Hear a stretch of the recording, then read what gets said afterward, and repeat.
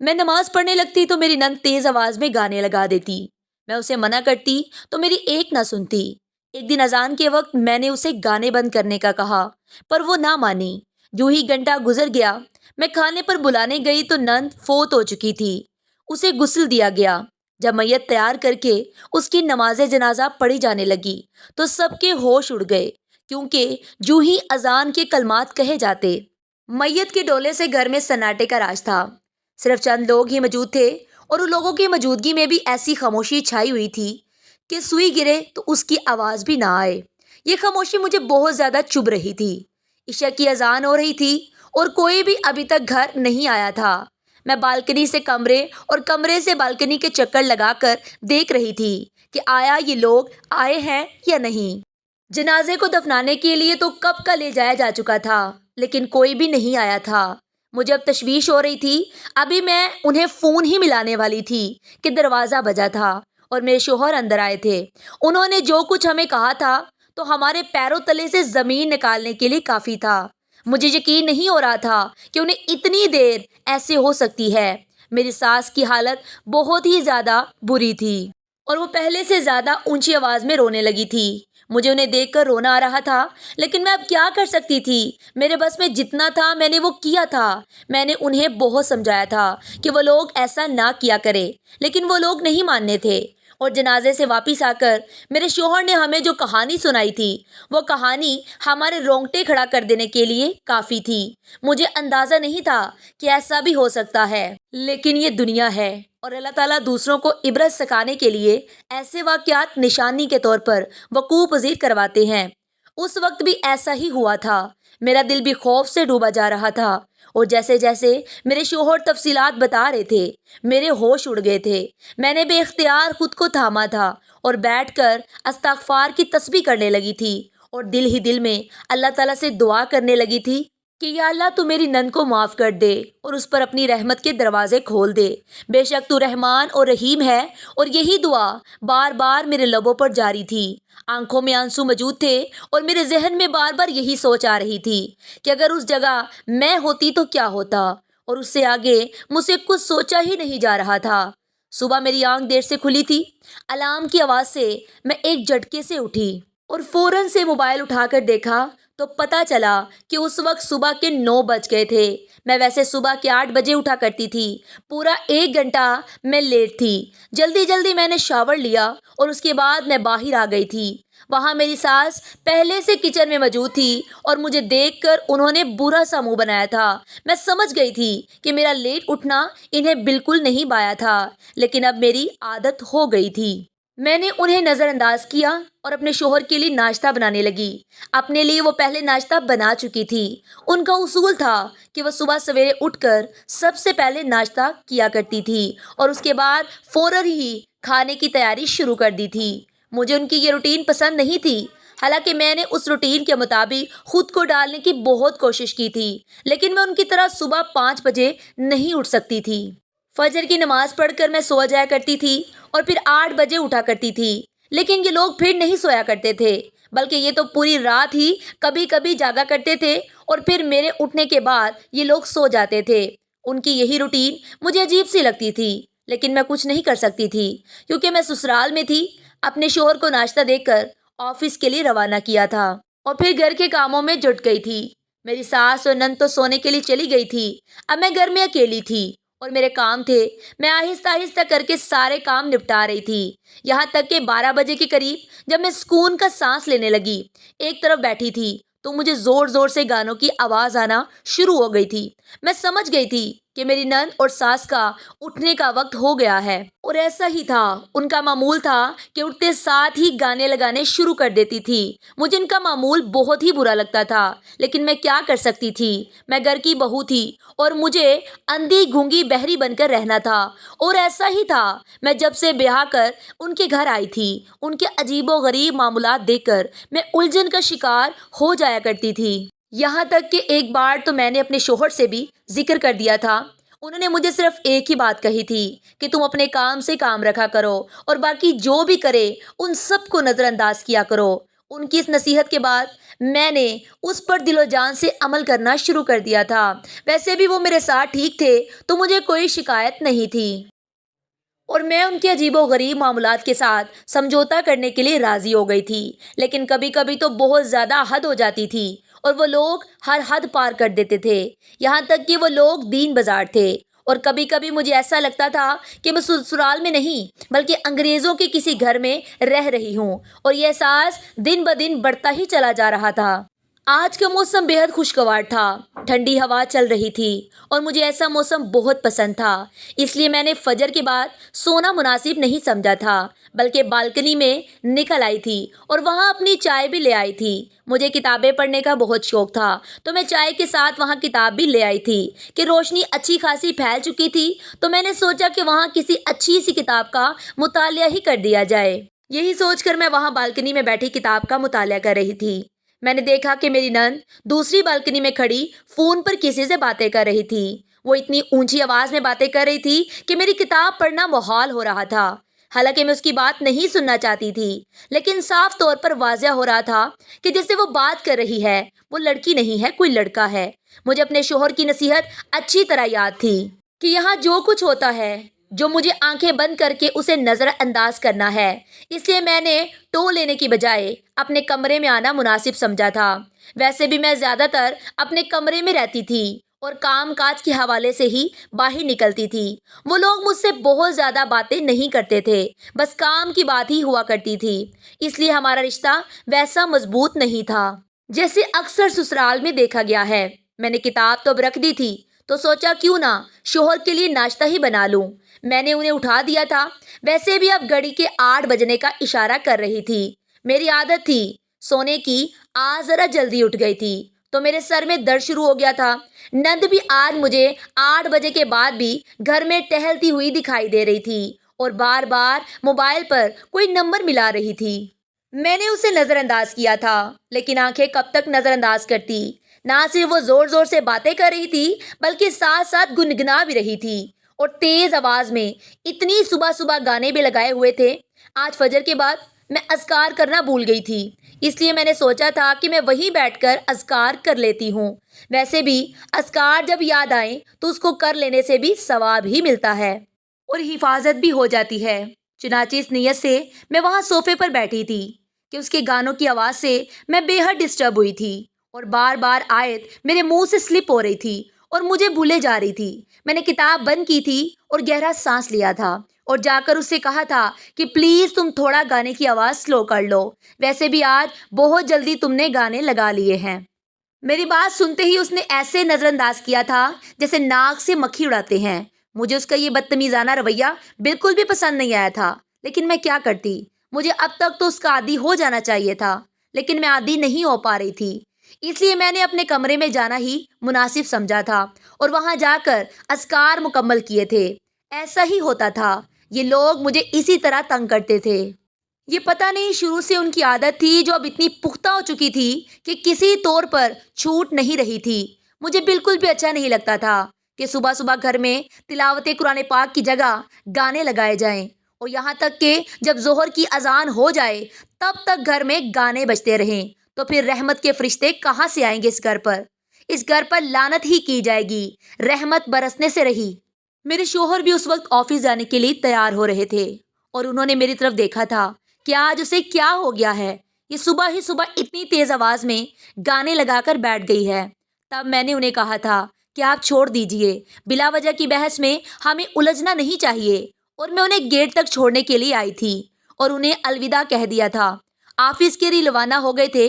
اس کے بعد بھی ظہر کی اذان تک حسب معمول گانے بج رہے تھے اور میں دل میں استغفار کی تسبیح پڑھ رہی تھی کہ اللہ، میں بھی اسی گھر میں رہتی ہوں، ان کے گناہوں کی سزا مجھے مت دینا اور ان لوگوں کو بھی ہدایت عطا فرما۔ اب میری زبان پر یہی دعا ہر وقت رہتی تھی۔ گھر میں سوگ کا سما تھا، سمجھ نہیں آ رہا تھا کہ اچانک کیا ہو گیا تھا۔ میں تعزیت کے لیے آنے والے لوگوں کو دیکھ رہی تھی، ساتھ ہی ساتھ اپنی سانس کو بھی تسلی دیتی جا رہی تھی۔ ابھی ابھی جنازہ اٹھا تھا، دفنانے کے لیے لے جایا گیا تھا۔ میرے دل میں بھی ایک ٹھیس سی پہنچی تھی کہ کاش ایسا نہ ہوتا اور سب کچھ اچھا ہو جاتا، لیکن کاش ہی رہتا ہے اور ہم بس خواہش کرتے رہ جاتے ہیں۔ میں نے دل ہی دل میں اس کی مغفرت کی دعا کی تھی اور اللہ تعالیٰ سے کہا تھا کہ اللہ تعالیٰ اس کے گناہوں کو معاف فرما دیجیے گا اور اس کی قبر میں اس کے لیے آسانی پیدا کر دیجیے گا۔ مجھے معلوم نہیں تھا کہ میری دعا قبولیت کا اثر رکھتی بھی ہے یا نہیں، لیکن پھر بھی میں نے اپنے دل کو صاف کر کے اس کے لیے دعا کی تھی۔ کافی دیر ہو گئی تھی، جنازے کو لے جایا جا چکا تھا۔ اب تو تعزیت کے لیے آئے ہوئے لوگ بھی صرف 2-4 ہی رہ گئے تھے۔ ساس صاحبہ غم کے مارے نڈال تھی اور اپنے کمرے میں لیٹ گئی تھی۔ میں ان کا دھیان بھی رکھ رہی تھی اور کبھی کبھی تو میرا ذہن بھی معاف ہو رہا تھا کہ اچانک کیسے ہو سکتا ہے، لیکن اب یہ ہو گیا تھا اور مجھے یقین کرنا تھا۔ آج کی صبح ہمارے لیے قیامت کا منظر رکھتی تھی۔ میں صبح دیر سے اٹھی تھی، اس لیے میری ساس کا موڈ خراب تھا اور نند کا موڈ تو ہمیشہ خراب ہی رہتا تھا۔ نہ جانے وہ کس مٹی کی بنی ہوئی تھی، لیکن میں انہیں نظر انداز کیا کرتی تھی۔ آج پتہ نہیں اسے کیا ہوا تھا کہ میری آنکھ گانے کی وجہ سے ہی کھلی تھی، یعنی فجر کے بعد سے ہی اس نے گانے لگا لیے تھے اور آج میرا بھی صبر کا پیمانہ لبریز ہو چکا تھا۔ میں باہر نکلی تھی اور جا کر اسے منع کرنے کے بجائے اسپیکر ہی بند کر دیا تھا اور اسے کہا تھا کہ تمہیں خدا کا واسطہ ہے، صبح کا آغاز دعا پڑھ کے کیا کرتے ہیں، نہ کہ گانے لگا کر۔ اس نے مجھے خونخوار نظروں سے دیکھا تھا اور پھر جا کر فوراً سے اسپیکر آن کر دیا تھا۔ میں اسے افسوس سے دیکھتی رہ گئی، لیکن میں کیا کر سکتی تھی؟ میں اس گھر کی بہو تھی۔ اگر بیٹی ہوتی تو شاید میری کوئی بات سن لی جاتی۔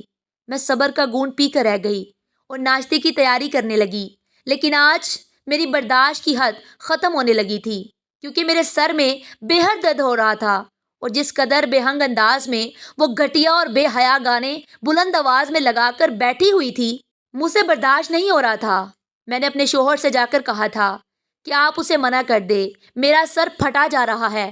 تو میرے شوہر نے الٹا مجھے ہی مشورہ دیا تھا کہ تم کانوں میں ایئر بڈز لگا لو تاکہ تمہیں آواز ہی نہ جائے۔ میں ان کی نصیحت پر ہی قربان جاؤں، انہوں نے کبھی اپنی بہن کو کچھ بھی نہیں کہا تھا۔ میں ایک بار پھر سے چپ کر گئی تھی، یہاں تک کہ کام کرتے کرتے ظہر کی اذان ہو گئی تھی۔ اذان کے وقت بھی نند کو ہوش نہیں تھا، گانے لگا کر بیٹھی ہوئی تھی۔ میں نے اسے جا کر کہا تھا کہ اب تو اذان ہو رہی ہے، اب تو گانے بند کر دو، کم از کم اذان کا احترام ہی کر لو۔ اس نے میری طرف نفرت بھری نگاہوں سے دیکھا تھا اور کہا تھا کہ آپ کو مسئلہ ہو رہا ہے، آپ کمرے میں تشریف لے جائے، میں بند نہیں کروں گی۔ مجھے اس کا یہ رد عمل بے انتہا برا لگا تھا۔ یہ کسی شخص میں اتنی بھی بے حسی ہو سکتی ہے کہ وہ اللہ تعالیٰ کے کلام کے دوران بھی گانے لگا کر بیٹھا ہو۔ میں نے تو اپنے میکے میں بھی اپنے بھتیجے کو بھی، جب وہ موبائل دیکھ رہے ہوتے ہیں اور ابھی تو وہ نہ سمجھتے، لیکن جب اذان ہوتی تھی تو میں انہیں فوراً سے منع کرتی تھی کہ یا تو موبائل کی آواز بند کر دو یا موبائل ہی بند کر دو، اور دونوں میں سے کوئی ایک کام تو کر ہی دیا کرتے تھے۔ لیکن میری نند تو شاید ہم بچوں سے بھی بہت ہی زیادہ چھوٹی تھی، جیسے شاید کچھ سمجھ ہی نہیں تھی یا پھر وہ جان بوجھ کر ایسا کرتی تھی۔ میں نے اسے اس کے حال پر چھوڑ دیا تھا اور ایک بار پھر سے اس کی ہدایت کی دعا کی تھی، اور اس کے بعد میں اپنے کمرے میں نماز پڑھنے آ گئی تھی۔ اس دوران بھی گانے کی آواز بہت زیادہ تیز رکھی ہوئی تھی، یہاں تک کہ میرے کان پھٹنے لگے تھے، لیکن میں صبر سے برداشت کرنے پر مجبور تھی۔ دعا مانگنے کا وقت آیا، تب کہیں جا کر اس نے گانے بند کیے تھے۔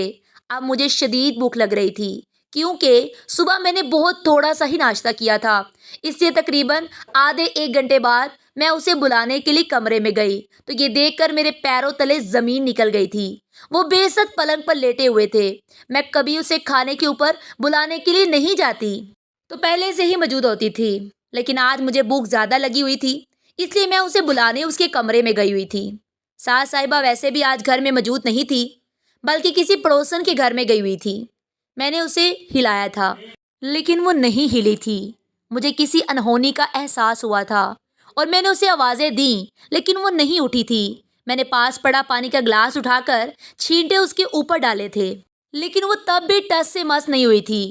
تو میں سمجھ گئی کہ کیا معاملہ ہے، یا تو وہ بے ہوش ہو چکی تھی یا پھر وہ اللہ کو پیاری ہو چکی تھی۔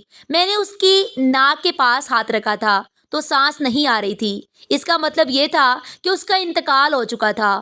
مجھے یقین نہیں آ رہا تھا کہ ابھی تو وہ مجھ سے لڑ رہی تھی اور اب اچانک کیا ہوا تھا کہ وہ اس طرح بے سوت پڑی تھی۔ میں فوراً سے بھاگ کر اپنی ساس کو بلا لائی وہ اسے دیکھ کر زاروں قطار رونے لگی تھی اور پھر میں نے اپنے شوہر کو فون کیا. وہ ڈاکٹر کو لے آئے تھے اور پھر ڈاکٹر نے اس کے مرنے کی تصدیق کر دی تھی. ہم سب پر جیسے قیامت ٹوٹ پڑی تھی. ساس صاحبہ بہت زیادہ رو رہی تھی اور میرے شوہر نم آنکھوں کے ساتھ تمام انتظامات کرنے لگے تھے. تمام رشتہ داروں کو فون کیا جا چکا تھا اور سب لوگ آہستہ آہستہ گھر میں تشریف لے آئے تھے. تعزیت کرنے والوں کا رش ہو گیا تھا. گھر میں بیٹھنے کی جگہ نہیں بچی تھی. میں سارے انتظامات دیکھ رہی تھی اور دوسری طرف غسل وغیرہ کے انتظامات بھی کر لیے گئے تھے. نند کی میت کو غسل دے کر کفن پہنا دیا گیا تھا اور اسے میت کے ڈولے میں رکھ دیا گیا تھا. عصر کی اذان کے وقت جنازہ طے پایا تھا اور سب کو خبر پہنچا دی گئی تھی. پورا گھر لوگوں سے بھر گیا تھا اور عصر سے کچھ پہلے میت کو دفنانے کے لیے لے جایا جا چکا تھا. لیکن عصر سے مغرب اور مغرب سے عشاء ہو گئی تھی. جنازے کو لے جانے والے لوگ واپس گھر نہیں آئے تھے. وہ لوگ گھر واپس آتے تو ان کے لیے کھانا لگایا جاتا. لیکن کافی دیر ہونے کے بعد بھی جب وہ لوگ گھر نہیں آئے تو میں نے اپنے شوہر کو فون کیا تھا. وہاں سے کوئی فون ہی نہیں اٹھا رہا تھا. مجھے سخت تشویش ہوئی تھی اور میں نے اپنی ساس کو اس بات کی خبر پہنچائی تھی. وہ ویسے ہی اپنی بیٹی کی موت کے بعد سے اس قدر افسردہ تھی کہ انہوں نے اس طرف دھیان ہی نہیں دیا تھا. ابھی ہم لوگ یہی باتیں کر رہے تھے کہ میرے شوہر غم سے نڈھال گھر میں تشریف لائے تھے اور وہیں بیٹھ کر رونے لگے تھے. میں نے انہیں سہارا دیا تھا اور انہیں کہا تھا کہ اللہ کی مرضی ہے, آپ کو صبر کرنا چاہیے. لیکن ان کا رونا ختم نہیں ہو رہا تھا اور وہ بے تحاشا رو رہے تھے. تب مجھے نہ جانے کیوں شک گزرا کہ ان کا رونا کسی اور وجہ سے ہے. میں نے ان سے پوچھا کہ کیا سب ٹھیک ہے تو انہوں نے خوفزدہ نظروں سے میری طرف دیکھا تھا اور کہا تھا کہ تم بالکل صحیح کہتی تھی کہ ہمیں انہیں برے کاموں سے روکنا چاہیے, لیکن ہم نے نہیں روکا. کل کو ہم سے بھی پوچھ گچھ ہوگی. مجھے سمجھ نہیں آ رہا تھا کہ میرے شوہر کیا کہنا چاہتے ہیں. میں نے انہیں کہا تھا کہ اب کھل کر بتائیں کہ آپ کیا کہنا چاہتے ہیں. تب انہوں نے جو کچھ ہمیں بتایا تھا وہ ہمارے پیروں تلے سے زمین نکالنے کے لیے کافی تھا. میری ساس جو پلنگ پر لیٹی ہوئی تھی میرے شوہر کی بات سن کر اٹھ کھڑی ہوئی تھی. انہوں نے خوف زدہ اور حیران نظروں سے میرے شوہر کی طرف دیکھا تھا. میرے شوہر نے شکوہ سے ان کی جانب دیکھا تھا کہ ہم نے اس کو بے حد منع کیا تھا لیکن وہ نہیں مانتی تھی اور آج اس کے جنازے نے ہر چیز کی گواہی دے دی تھی. میرے شوہر نے بتانا شروع کیا کہ ہوا یوں تھا کہ جیسے عصر کی اذان ہوئی تھی اور نماز جنازہ پڑھائی جا رہی تھی تو اذان کے کلمات کے ساتھ ساتھ میت کا ڈولا بھی ہلنے لگا تھا. یہاں تک کہ نماز پڑھنا مشکل ہو گئی تھی اور اتنی مشکل ہو گئی تھی کہ وہ ڈولی بالکل ہل کر الٹنے والی ہو گئی تھی. سب لوگ خوف زدہ ہو کر بھاگ رہے تھے اور میں شرمندہ ہو کر وہیں اپنی بہن کی میت کے پاس کھڑا اسے تھامے ہوئے تھا. تب لوگوں میں سے ایک اٹھا تھا اور اس نے کہا تھا, اس میت کا اور اللہ کا معاملہ ہے, ہمیں کسی کے بارے میں غلط گمان نہیں کرنا چاہیے. چنانچہ انہوں نے مجھے ہدایت کی تھی کہ میں اپنی بہن کی میت کا ڈولا پکڑ کر رکھوں. اس کے بعد انہوں نے نماز پڑھائی تھی اور یوں بہت مشکل سے نماز پوری ہوئی تھی. یہاں تک کہ میت کا ڈولا بار بار ہلتا جا رہا تھا اور جیسے جیسے اذان کے کلمات دہرائے جا رہے تھے ویسے ویسے وہ الٹتا چلا جا رہا تھا کہ میرا دل بند ہو رہا تھا. اور میں نے بیک وقت اللہ تعالیٰ سے دعا کی تھی کہ یا اللہ ہم سب کی لاج بھی رکھ لے اور اس میت کی مغفرت بھی فرما دے. بے شک اگر یہ تیری بہت زیادہ نافرمان بھی تھی تب بھی تو رحمان اور رحیم اور غفور ہے, تو اس کو معاف فرما. تب کہیں جا کر وہ میت کا ڈولا ہلنا بند ہوا تھا اور میرے ذہن میں میرے شوہر کی بات سن کر وہ سارے مناظر گھوم گئے تھے جس کی بدولت یہ سب ہوا تھا.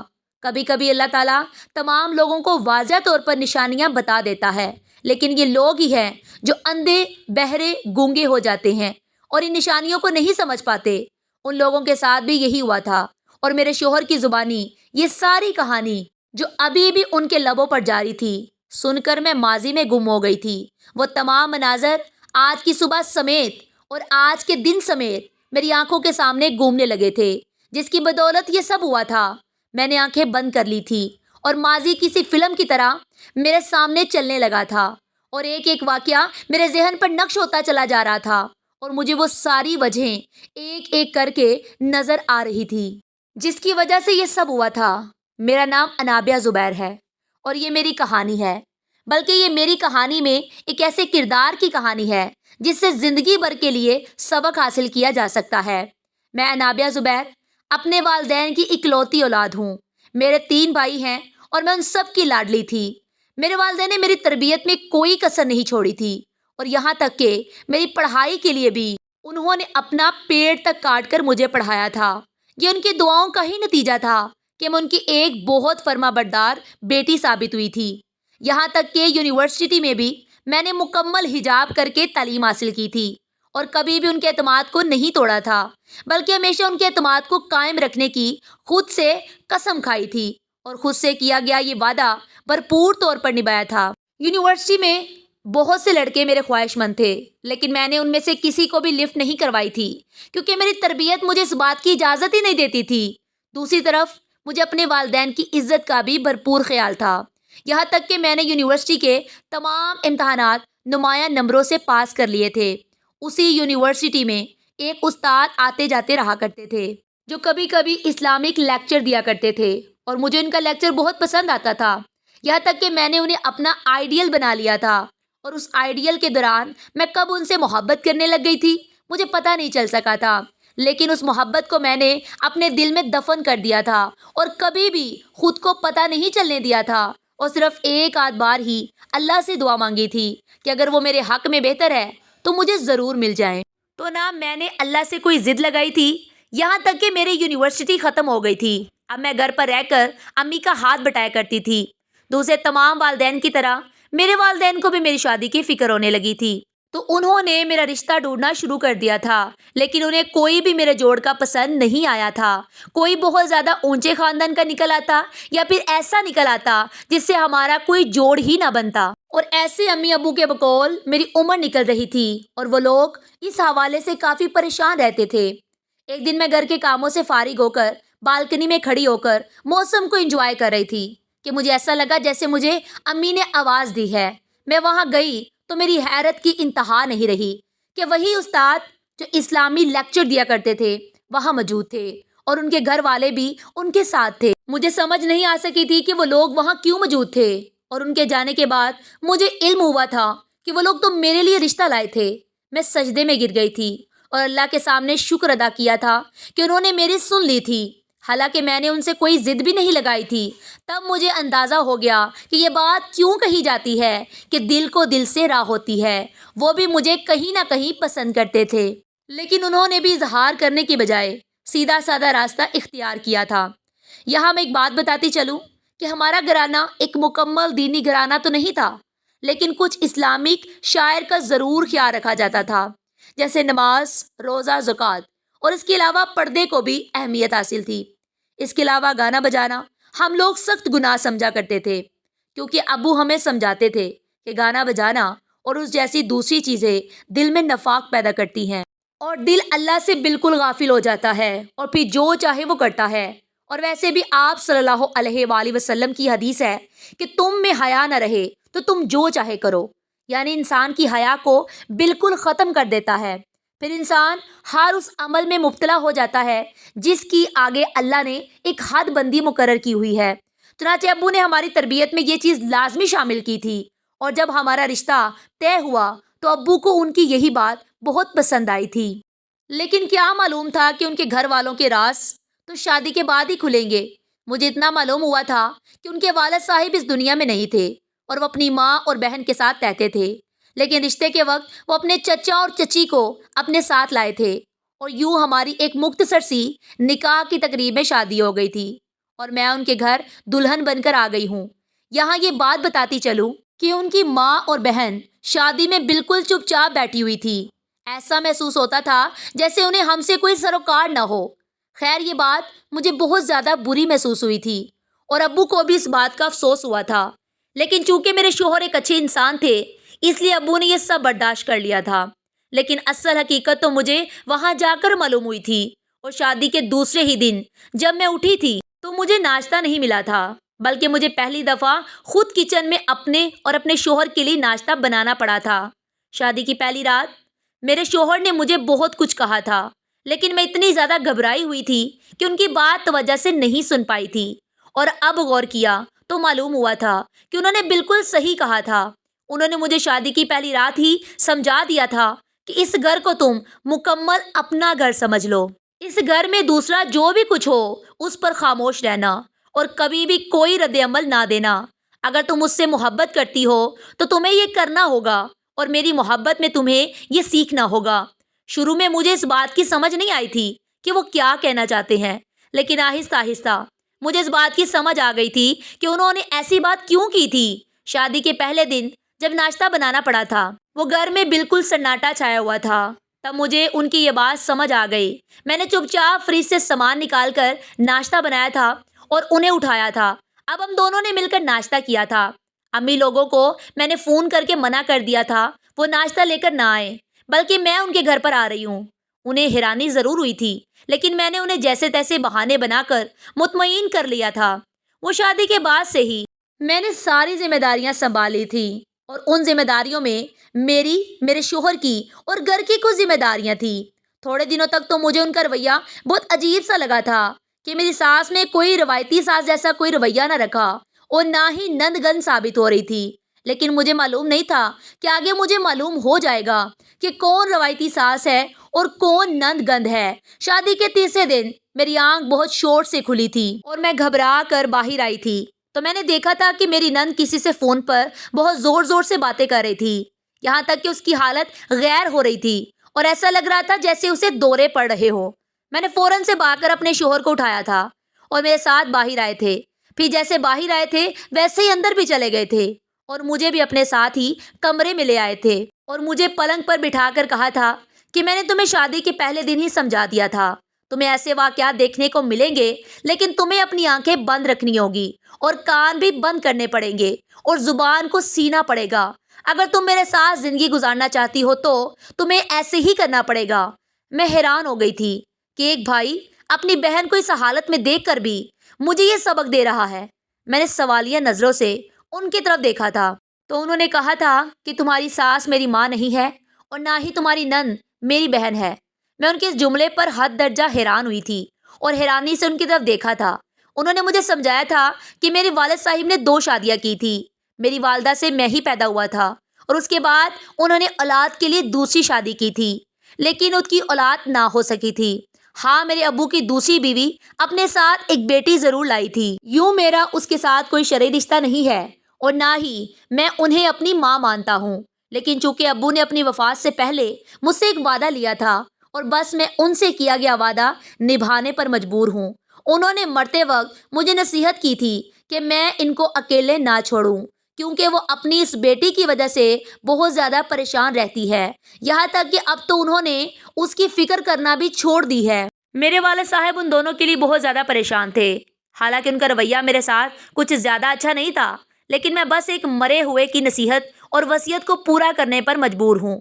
میں ان کی بات سمجھ گئی تھی اور میں نے ان تمام آوازوں کو نظر انداز کرنا شروع کر دیا تھا جو باہر سے آ رہی تھی۔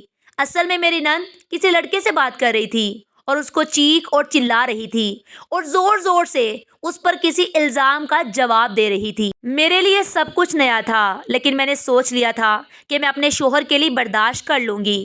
ویسے بھی مجھے تو اس سے کوئی تکلیف نہیں ہو رہی تھی۔ میں نے گھڑی پر نظر دوڑائی تھی تو یہ فجر کی اذان کا وقت تھا۔ میں نے فجر کی نماز ادا کی تھی۔ ابھی میں نماز ادا کر کے سلام پھیر کر اپنی جگہ پر بیٹھ کر دعا ہی مانگ رہی تھی، میں ایک بار پھر سے اچھل کر رہ گئی تھی، کیونکہ فجر کی اذان ابھی تک جاری تھی اور اسی دوران باہر سے تیز تیز گانوں کی آواز آ رہی تھی۔ پہلے مجھے ایسا محسوس ہوا جیسے محلے میں کسی نے گانے لگا دیے ہو، لیکن میں جیسے ہی باہر گئی تو یہ دیکھ کر حیران رہ گئی، یہ دیکھ کر کہ گھر پر گانے لگے ہوئے تھے، جیسے اذان کا احترام بھی نہیں تھا اور نہ صرف گانے لگائے ہوئے تھے بلکہ ساتھ ساتھ بے ہنگم انداز میں گا بھی رہی تھی اور ساتھ ساتھ روتی بھی جا رہی تھی۔ اس نے مجھے دیکھا تھا لیکن اپنا شغل جاری رکھا تھا اور میں دوبارہ اندر آ گئی تھی اور اپنے شوہر کی نصیحت پر عمل جاری رکھا تھا، لیکن میرے کان درد ہو گئے تھے اور ویسے بھی میرے والد صاحب نے جو تربیت کی تھی اس لحاظ سے تو ایک گناہ ہی تھا۔ صبح سویرے کیا جا رہا تھا جب رحمت کے فرشتے رزق لے کر اترتے تھے، ایسے میں ان کے گھر پر کیا رزق اترنا تھا جہاں پر اللہ کے ذکر کی بجائے شیطان کو خوش کیا جا رہا تھا۔ اب یہ ان دنوں کا معمول بن چکا تھا۔ کبھی کبھی میری ساس بھی میری نند کے ساتھ شامل ہوتی تھی۔ وہ دونوں مجھ سے بہت کم بات کرتی تھی اور صرف کام کی بات ہی کیا کرتی تھی، جیسے آج کھانے میں کیا پکا ہے یا آج میرے شوہر کہاں گئے ہیں وغیرہ وغیرہ۔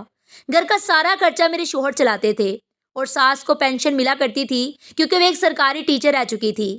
میں اکثر نند کو ان دونوں کے سامنے کسی لڑکے سے بات کرتے ہوئے دیکھا کرتی تھی، یہاں تک کہ ایک دن میں نے اپنے شوہر سے پوچھ لیا تھا کہ یہ کون لڑکا ہے جس سے آپ کی بہن بات کرتی ہے۔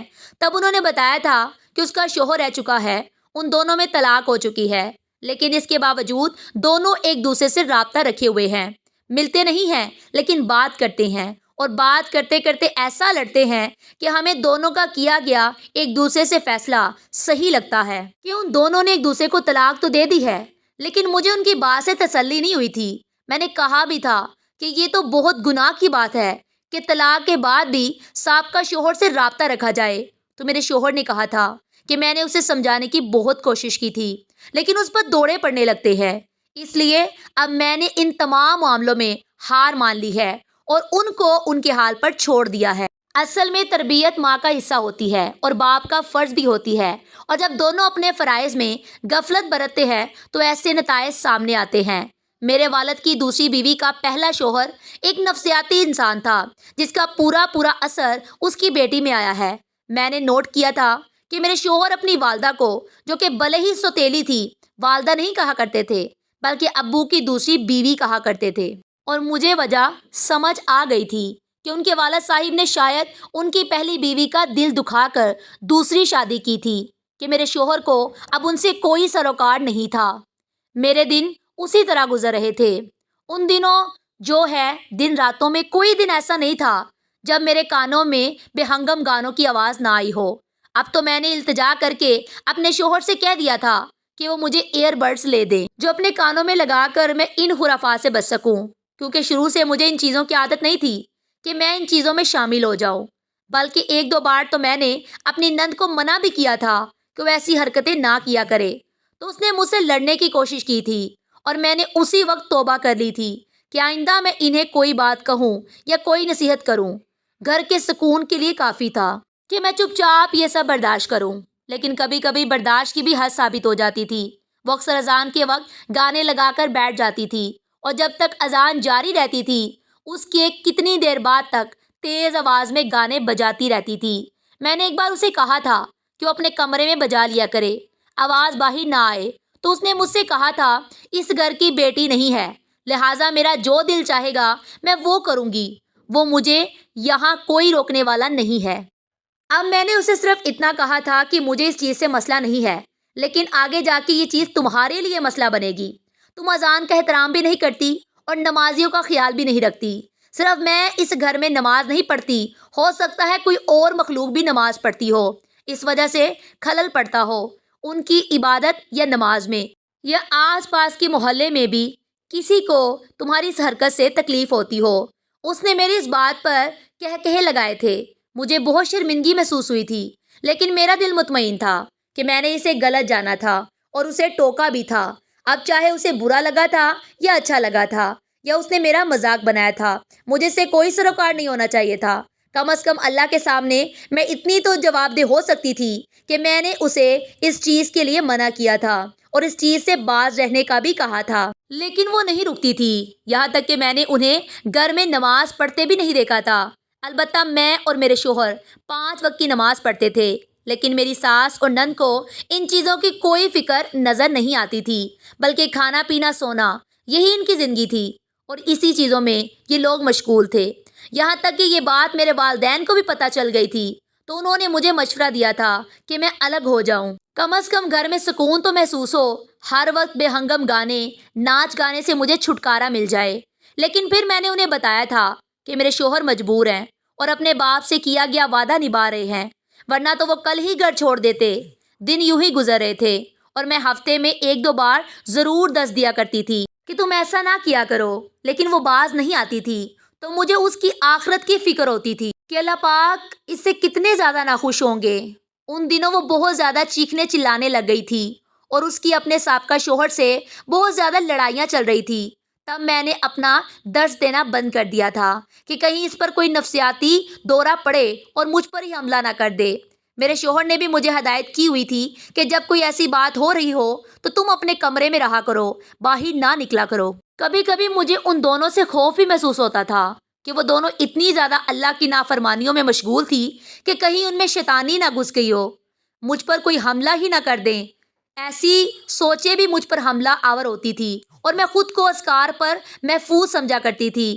ایک بار تو حد ہی ہو گئی تھی، وہ تہجد کے وقت گانے لگا کر بیٹھی ہوئی تھی اور میری نیند سے آنکھ کھلی تھی تو مجھے بے حد افسوس ہوا تھا کہ یہ وقت تو اللہ تعالیٰ سے مانگنے کا ہوتا ہے اور اللہ تعالیٰ اس وقت میں تمام لوگوں کی مغفرت کرتے ہیں، لیکن یہ کیسے بدبخت لوگ تھے جو اللہ تعالیٰ کی نافرمانی کر کے اس کی عذاب کو دعوت دے رہے تھے۔ مجھ سے برداشت نہیں ہوا تھا اور میں نے اسے جا کے اونچی آواز میں کہا تھا کہ تم خدا کے لیے اپنے یہ اطوار بھول جاؤ، جب کھانا کھا رہے ہیں پانی کی طرح تمہیں بہت نقصان ہوگا۔ میری ساس نے بھی میری بات سنی تھی اور تھوڑی دیر کے لیے گانے بند کر دیے تھے، لیکن میری نند جب میری بات سنی تو میرے سامنے ہی اسپیکر کو اور زیادہ تیز کر دیا تھا۔ تب میں نے انہیں کہا تھا کہ اللہ ہی تمہیں ہدایت دے سکتا ہے اور میں ہر وقت تمہاری ہدایت کی دعا کرتی ہوں، لیکن مجھے لگتا ہے کہ تم نافرمانیوں میں اتنی زیادہ بڑھ گئی ہو، تمہاری دعائیں بھی قبول نہیں ہوں گی۔ اور اس دن اس کے بعد میں نے اس سے کوئی بات نہیں کی تھی، یہاں تک کہ ظہر کی اذان ہو گئی تھی اور اس کے گانے اب تک بج رہے تھے جو تہجد کے وقت سے شروع ہو گئے تھے۔ میں برداشت کر رہی تھی اور اب میں نے اپنے کان بھی بند کر لیے تھے۔ 1 گھنٹہ گزر گیا تھا۔ عادت تھی کہ ظہر کے وقت ہم کھانا کھا لیا کرتے تھے، لیکن جب وہ نہیں آئی تھی تو میں اس کے کمرے میں گئی تھی اور یہ دیکھ کر میں حیران رہ گئی تھی کہ وہ تو اس دنیا کو چھوڑ کر ہی چلی گئی تھی، اور پھر اس کو دفنانے کے وقت جو واقعہ ہوا تھا وہ ناقابل یقین تھا اور ہر ایک کے لیے عبرت کا نشان تھا۔ جنازے کے وقت اس کی ڈولی اذان کے کلمات سن کر زور زور سے ہلنے لگی تھی اور اتنی زیادہ ہلنے لگی تھی کہ تمام لوگ خوف کے مارے وہاں سے بھاگ گئے تھے، لیکن پھر کچھ لوگوں نے ہمت کر کے جنازہ جیسے تیسے مکمل کیا تھا، اور جب اس کو قبر میں دفنانے کا وقت آیا تھا تب اس کی قبر اس کی میت کو قبول نہیں کر رہی تھی، یہاں تک کہ کسی عامل کو بلانا پڑا تھا۔ اس نے کچھ عمل کیا تھا جس کی وجہ سے زمین ٹھنڈی ہوئی تھی اور اس کے جسم کو قبول کر لیا تھا۔ میرے شوہر گھبرائے تھے اور اس کی مغفرت کی دعا کرنے لگے تھے۔ تب میں نے انہیں کہا تھا کہ صرف گانا بجانا اس کا عمل نہیں تھا، اور میں نے ان سے ایک بہت بڑا سچ چھپایا تھا کہ جب میں وہاں اس کی کمرے میں دیکھنے گئی تھی اس کے ہاتھ میں گولیاں تھی نیند کی، اور وہ نیند کی گولیاں تھی۔ اس سے ثابت ہو جاتا ہے کہ اس نے خود اپنی جان لی تھی، یعنی اپنے دل کے اندر کی اداسی کو اس نے خود پر اتنا زیادہ طاری کر لیا تھا کہ وہ گانا بجانے اور سننے میں مشغول ہو گئی تھی، اور اس گانا بجانے نے ہی اس کے دل میں نفاق کی آخری حد پیدا کر دی تھی، اور یہ نفاق کی آخری حد انسان کو مایوسی سے دوچار کر دیتی ہے، یہاں تک کہ وہ اپنی زندگی کو بیکار سمجھنے لگتا ہے، شیطان کے وسوسوں میں آتا ہے، اسے بہکاتا ہے اور اسے ان راہوں پر لگا دیتا ہے جو اللہ کی نافرمانی کی طرف جاتی ہیں۔ میری نند کے ساتھ بھی یہی ہوا تھا۔ شوہر کی علیحدگی نے اس کے دل پر گہرا صدمہ چھوڑا تھا، یہاں تک کہ نفسیاتی ہو گئی تھی، اور اس نفسیاتی پن میں اس کے دل میں گہری مایوسی پیدا ہوئی تھی۔